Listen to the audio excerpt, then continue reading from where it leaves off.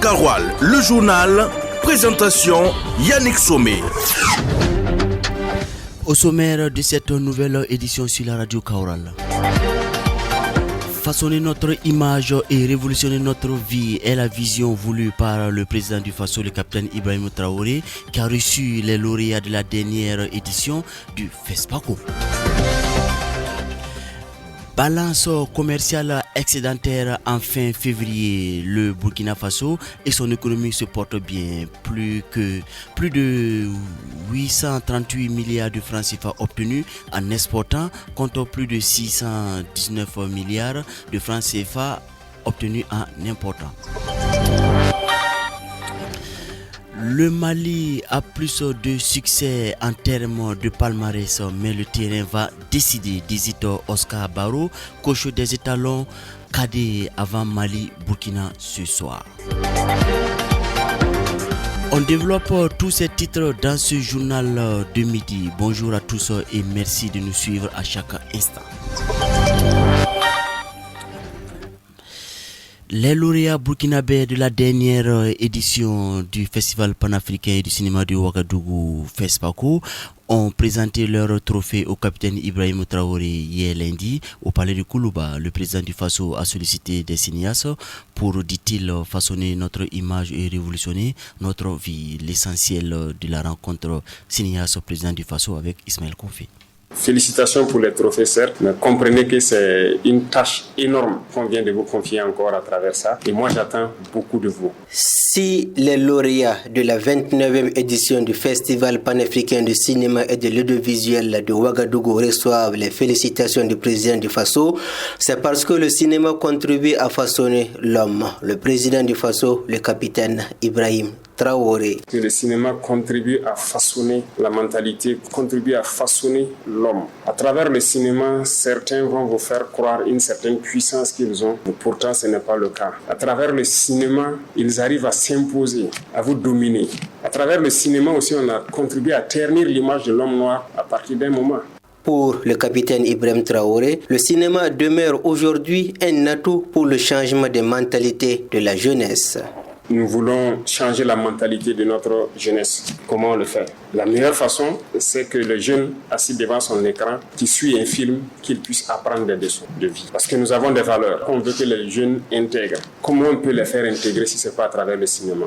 Le président du Faso dit tout mettre en œuvre pour l'émergence d'un cinéma qui promeut les valeurs burkinabées pour préserver la société de la dégénérescence. Aujourd'hui, il y a des valeurs que nous incarnons et on ne peut pas suivre les films des autres. Et en suivant les films, que ce soit les jeunes hommes ou les jeunes filles, ils adoptent le comportement des autres.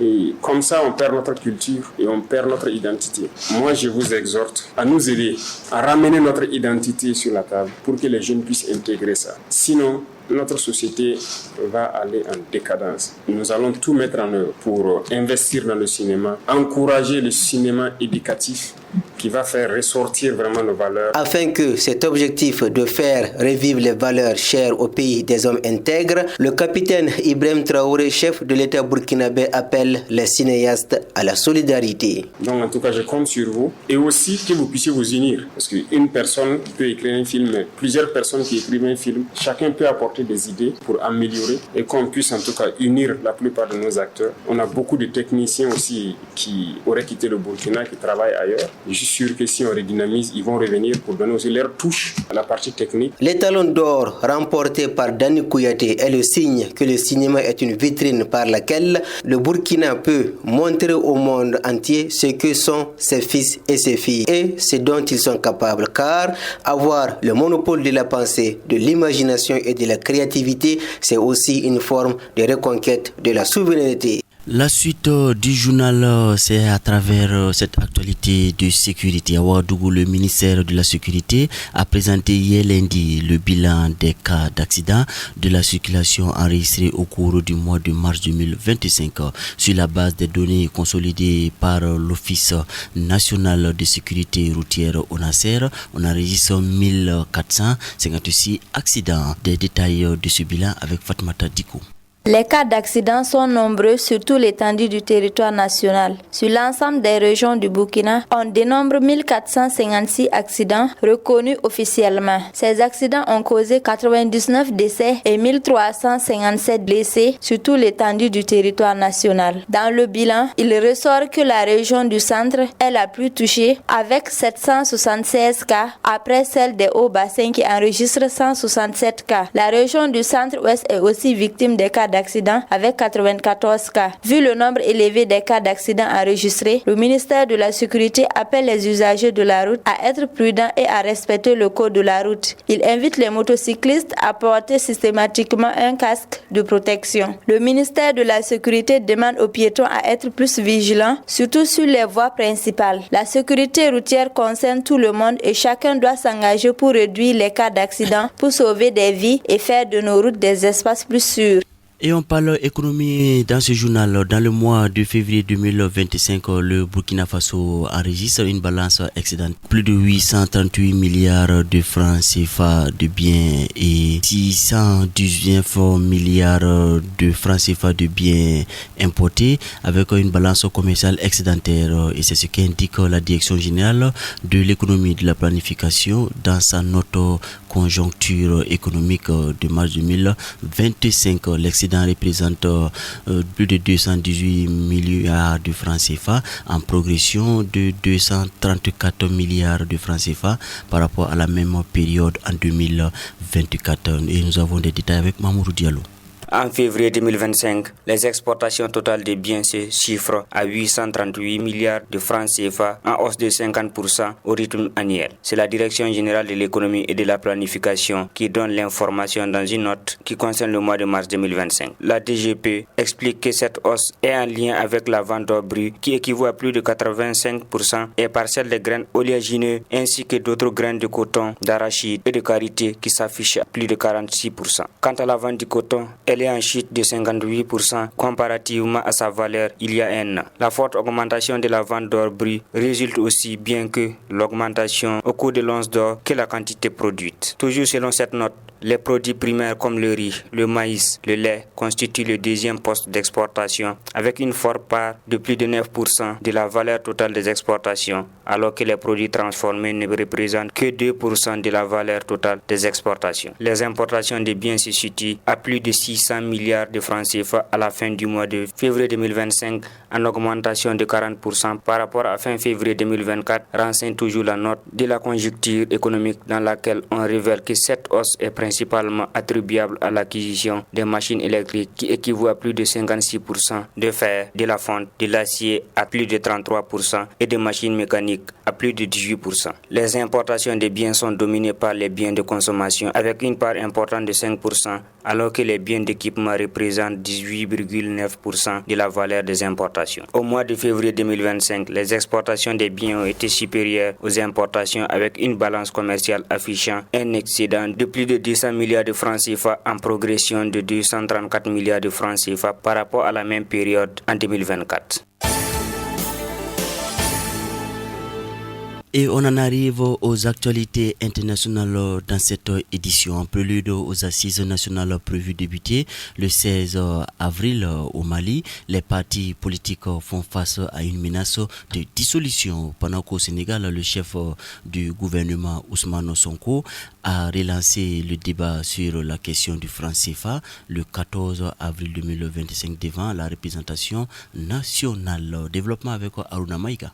Le gouvernement sénégalais souhaite voir la monnaie du franc CFA évoluer, a indiqué Ousmane Sonko, le Premier ministre, devant les députés au cours de la séance des questions au gouvernement ce 14 avril. Le seul facteur qui nous lie à l'Europe, c'est la monnaie, a soutenu le chef de l'exécutif. Soit la monnaie évolue, soit nous prenons nos responsabilités, a-t-il renchéri. Cette déclaration fait suite à celle du président sénégalais qui avait présenté début avril des options pour rompre avec le franc CFA, parmi les lesquelles la création d'une devise nationale. Néanmoins, l'exécutif sénégalais reconnaît que cette transition ne peut être brutale. Au Mali, la dissolution de tous les partis politiques est fortement réclamée lors des différentes manifestations organisées le week-end dernier à travers le pays par les forces vives en soutien aux autorités de la transition contre l'agression algérienne. Ils ont largement affiché les intentions de ceux qui prônent la dissolution des partis politiques et la continuation de la transition pour les 5 prochaines années. Cette menace de dissolution des partis est tellement prise au sérieux par les politiques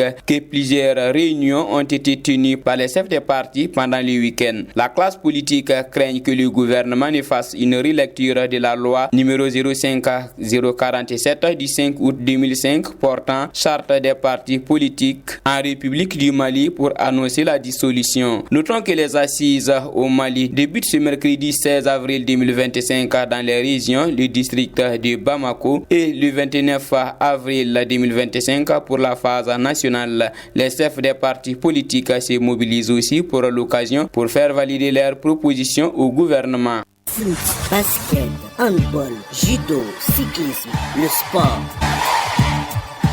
Dernier élément de ce journal et nous parlons sport football. Le Burkina Faso et le Mali s'affrontent dans un derby d'Afrique de l'Ouest, sinon AES, ce mardi en demi-finale de la Coupe d'Afrique des Nations U17 à partir de 16h.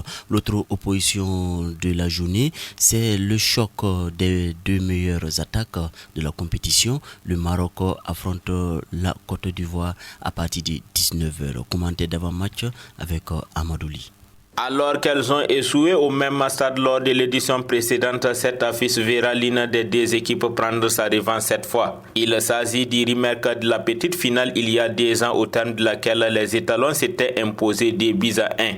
Bourreau de la Zambie, 6-1 en quart de finale avec un triplé de Ashraf Lukman Tassoba, désormais meilleur buteur du tournoi. Avec cette réalisation, le Burkina Faso aborde ce nouveau acte avec un maximum de confiance. Tombé de la Tunisie, certes en forcing à l'issue des épreuves du tir au but 9 contre 10, le Mali s'avance ainsi de ses forces elle aussi. Buteur jeudi dernier pour son 2e pion dans le tournoi, Seydou Dembélé a fait montrer à l'occurrence d'une réalisation remarquable contre les Nord-Africains. Il sera la menace principale à surveiller par les étalons juniors. Le Mali n'a plus atteint la finale depuis son 2e et dernier sacre en 2017. L'attente est plus longue, c'est son voisin géographique qui ronge son frein depuis son seul et unique titre remontant en 2011. L'autre opposition de la soirée, le Maroc sera face à la Côte d'Ivoire. Ce duel marque la rencontre des 2 meilleurs attaquants de la CAN I-17. Le Maroc a déjà scoré à 11 reprises et la Côte d'Ivoire 10 fois. De retour dans le dernier carré pour sa première fois en 5 éditions, les Ivoiriens entendent réitérer le parcours qu'ils les avaient vus être couronnés en 2013. Finaliste lors de l'édition précédente, le Maroc compte s'offrir les droits de se racheter cette fois-ci sur son sol. Les Lioncos de l'Atlas peuvent compter pour cela sur plusieurs joueurs ayant éclaboussé de leur talent, dont le dernier en date est Zaid Bahar, héros en quart de finale et fils du sélectionneur Nabid Bahar. Sans oublier la principale provrière de ballon, Abdallah Ouzan, ni Ilen Belmokhtar. Vu le parcours des 2 formations, le Maroc aura fort à faire avec le défi physique des éléphantaux, lesquels font partie des équipes les plus complètes du tournoi et qui comptent sur leur effectif le buteur prolifique Alioune Aïdara.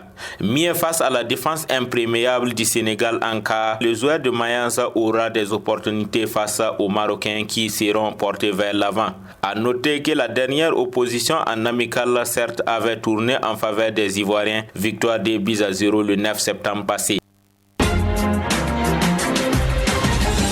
Radio Karoual, le journal, présentation Yannick Sommet. Les Bambara disent on ne jette pas le poisson qu'on a dans la main pour prendre celui qu'on a sous le pied. Et c'est avec ce proverbe qu'on met un terme à ce journal de midi. Merci d'avoir prêté oreille attentive. La mise en onde a été assurée par Alexis Kokité Palais. Merci donc à l'équipe de la rédaction. L'info continue sur la 104.6 FM et merci d'y rester.